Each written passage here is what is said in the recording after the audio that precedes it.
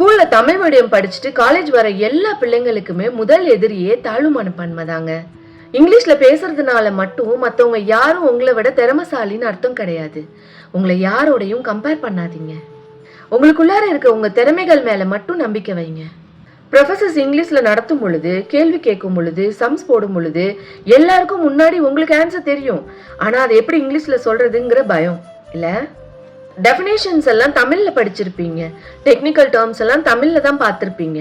இப்போ நீங்க படிச்சதுக்கெல்லாம் இங்கிலீஷ் டேர்ம்ஸ்ல என்ன வருங்கிறத தெரிஞ்சுக்கிறது தான் உங்களோட எக்ஸ்ட்ரா வேலை. படிக்கிற ஒவ்வொரு வார்த்தையும் ஒவ்வொரு தொடரும் அர்த்தம் புரிஞ்சு படிங்க. தெரியாத வார்த்தைகள் வந்ததுன்னா அர்த்தம் என்னன்னு தெரிஞ்சுக்கிட்டு அதை குறிச்சு வச்சுட்டு படிங்க.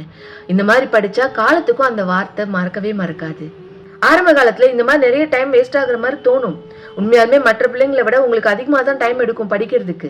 ஆனா இந்த மாதிரி நீங்க படிக்கும் பொழுது கொஞ்சம் கொஞ்சமா அந்த வார்த்தைகள் எல்லாமே உங்களுக்கு பழக்கத்துக்கு வந்துடும். நீங்க படிக்கும் பொழுதும் எழுதும் பொழுதும் சாதாரணமாவே அந்த வார்த்தைகள் உங்களுக்கு புழக்கத்துக்கு வந்துடும். நாள் ஆக ஆக கொஞ்சம் கொஞ்சமா உங்களோட படிக்கிற ஸ்பீட் அதிகமாகிட்டே இருக்கும், டைமும் குறைஞ்சிட்டே வரும். முடிஞ்ச வரைக்கும் தப்பா இருந்தாலும் இங்கிலீஷ்ல பேச ட்ரை பண்ணுங்க. இங்க நல்லா கவனிச்சு பார்த்தா இங்கிலீஷ் மீடியம்ல படிச்ச பாதி பேர் தப்பு தப்பா தான் இங்கிலீஷ் பேசுவாங்க. ஆனா அவங்களோட கான்ஃபிடன்ஸ் தான் நம்ம கண்ணை மறைச்சிடும். இன்னைக்கு எல்லார்கிட்டையும் போய் நோட்ஸ் கேட்கறத நினைச்சு ஃபீல் பண்ணாதீங்க. இதே கிளாஸ்ல ஒரு நாள் உங்க நோட்ஸ் எல்லாரும் கேட்கிற அளவுக்கு மாறணும். அந்த அளவுக்கு உழைக்கணும்.